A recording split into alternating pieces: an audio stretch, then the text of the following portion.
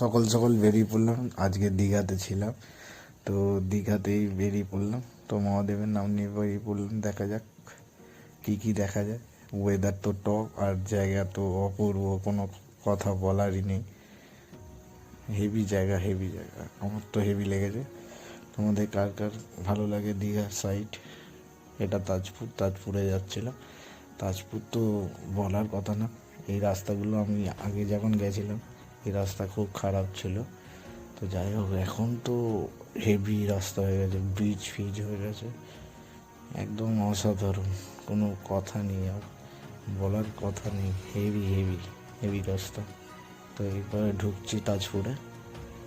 এটা হচ্ছে তাজপুরের আগে, মানে রাস্তাটা যেন মানে বলে বোঝানো যাবে না। তারপর সাগরের সামনে একদম সমুদ্রের পাড়ে ঢেউটা দেখেছো? ঢেউটা দেখার মতো সলিড। তারপর এই সামনে দিয়ে একটা গরুর বাচ্চা যাচ্ছিলো, ওকে কাটিয়ে নিলাম, গাড়ি চালাতে ভিডিও করছিল। এই জায়গাটাও রাস্তাটাও সলিড রাস্তা। তো যাচ্ছিলাম, যেতে যেতে বাচ্চা মেয়েরা সব স্কুলে যাচ্ছিলো। তো আমাদের গাড়িতে একটা গান চলছিল, সেই গানটার জন্য ওরা হাসাহাসি করছিল। তো যাই হোক, ওদেরকে ওভারটেক করে বেরিয়ে গেলাম। এই গাড়িটা একটা দাদা, আমি ছবি তুলেছি। এটা নদীর পাড়ে আমার, এটা একটা নতুন ফল, খেয়ে দেখে হেভি লাগে। এই একটা মন্দির, বাবা মহাদেবের মন্দির।